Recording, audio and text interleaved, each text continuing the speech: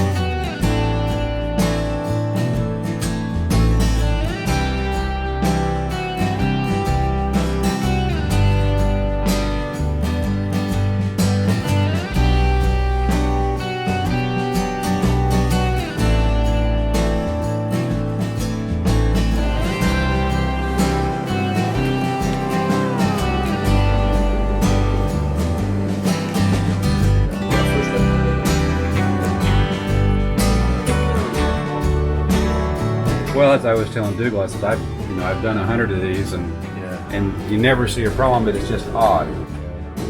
Yeah, we'll fire off an email today and get an answer there. Able to fire out, and that shut down. So you're able to get the fire out and restart. You have to go into override, and you'll be able to restart. Okay.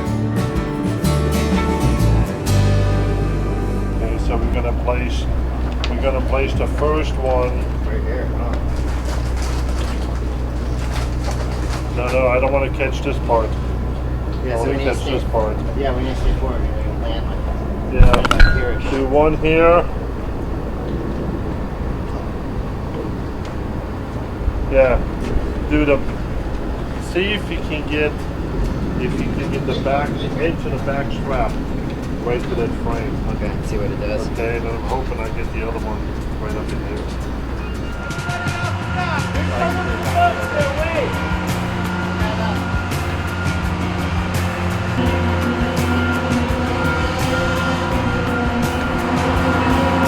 Now you know the rules.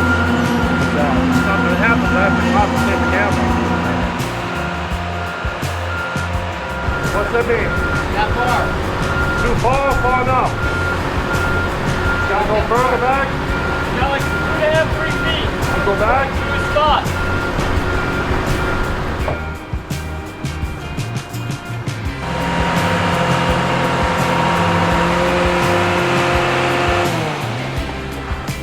Yeah, you can. Did you feel more comfortable? Yeah, if you want to slide it another foot back, you think it will help, go ahead.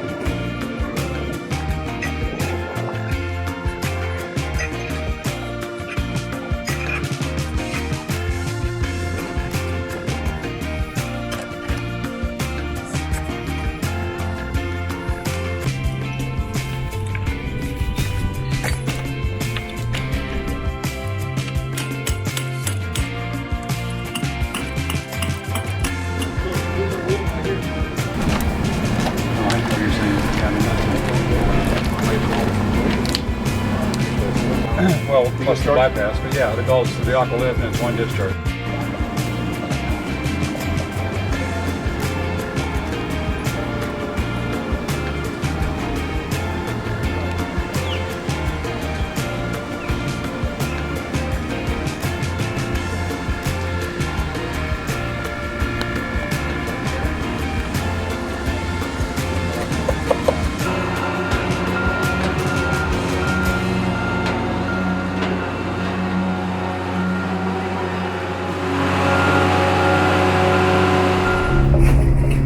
Behind here.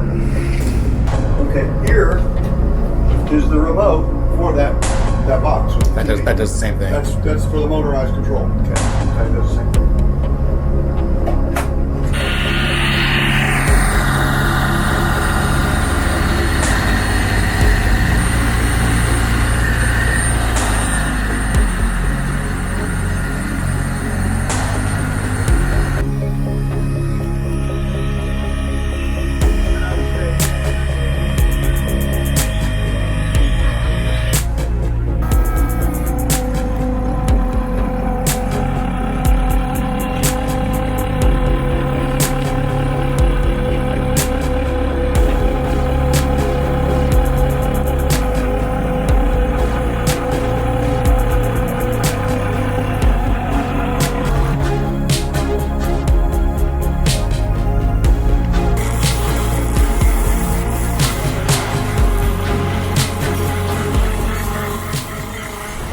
It's been a really nice couple of days. It's perfect, actually. The guy we bought the boat from, Dave, he's letting us keep the boat here. He has a slip in his backyard.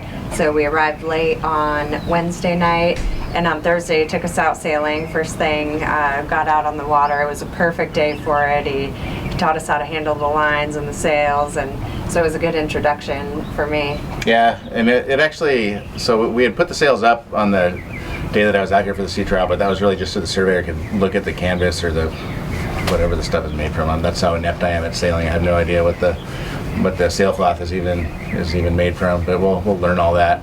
But we put the sails up just so the guy could inspect them and see if there's any major damage or anything. But there was no wind, so we couldn't actually sail. So when we went out on Thursday, we actually got to put the sails up, and Jen and I both were actively sailing the boat. I mean, Dave was showing us what to do, but it's not really all that difficult, I don't think. You know, it was kind of perfect conditions, so it'll be interesting to see what it's like when we're actually out in a real seaway where the boat's moving around more and stuff. But Having an experienced sailor with us too made it was helpful. Well, it's interesting. Dave, the guy that we bought the boat from, he was not really a sailor either when he bought the boat. He's had this boat for 3 years. And he said he had sailed on little boats when he was a kid, and that's kind of the only experience that I have. Jen's got absolutely no experience. He made the comment, is you have to remember it's 3 boats actually. It's a sailboat, it's a motorboat, and it's a Motorsailer, and that was a good way to think about it. If you're Yeah. panicked, you don't know what to do with the sails, you can always bring them down and be underway under engine. Just pure engine power, yeah. Right, so that's comforting, having no sailing experience. We hope to learn, we hope to become good sailors. I think it'll give us a lot more range at a much better cost. Yeah. But in the meantime, having the comfort of the engine makes it an easy transition. Yeah, so this boat, we'll go into more detail about it, I guess, at some point. We'll have to do a more detailed kind of walkthrough and tour like we did with our 40. There's a lot of systems on the boat, and it's very different from the 40 in a lot of ways. It kind of feels familiar, but there's a lot of different systems. The one thing that's interesting on this boat is it has a Hundestead controllable pitch prop, so you can dial in pitch depending on how much assist you're getting from the wind. And it also allows you to dial the pitch way back so that you can maneuver the boat super slowly when you're docking, which can be useful too. You can dial it back so there's almost no pitch and the boat will barely move when you put it in gear. So there's a lot of benefits to that controllable pitch prop system. And then no wing engine and no stabilizers are one thing that's interesting. So you don't have the wing engine and you don't have stabilizers like on the trawlers, but you do have a sailing rig, and the sail is what gives you stability. The sail and the boat has 17,000 pounds of lead in the keel too, so that probably adds a little bit more stability. Overall, the boat surveyed really well. There's a whole lot of stuff. It took the surveyor into the evening to get through everything in one day, just because there's so many systems on this boat. There's a lot of redundancies. There's 2 autopilot pumps. There's 2 water makers. There is a 16 kilowatt generator, 250 horsepower main engine, and then all the sailing hardware, just a lot of stuff. It's a lot of boat to get through in one day. But really, there were no major deficiencies with the boat. There are a couple of things that we have to deal with. There was a water pump on the generator that needs to be replaced, and the boom winch for the tender was blowing a fuse constantly. So I actually just got this back from the alternator store. We took it in to check it out and get it serviced, and so I'm hoping that when we put this back on, that's going to fix the problem with the fuse blowing. But other than that, I don't know. We're going to put a new anchor on the boat. Came with the standard stainless CQR anchor, and I'm going to replace that because I've heard that those are kind of inadequate. But we're getting ready to move this boat through the Panama Canal. We won't have a whole lot of time on it before we go, so we're just going to kind of make sure that everything's working fine, and then we're going to get underway and we're going to start heading towards Panama. And we're hoping to do that in one long passage, which I think we can do in 6 days, because this boat should be able to make 200 nautical mile days, able to probably maintain an average speed of 8 knots, which is great compared to the 40. The 40 was 6 knots, and slower than that if you were trying to really conserve fuel. Jen's not going to be able to go on probably any of the trip between here and Mexico.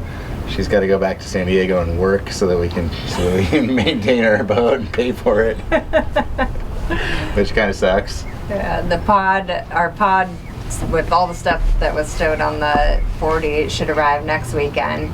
I'm flying back today to go to my first day at my new job, but I think Dougal and Cass have their hands full with all sorts of projects for this week before the pod arrives, and then I'll be back next weekend to unload the pod. Yeah, that should be a little bit of a challenge.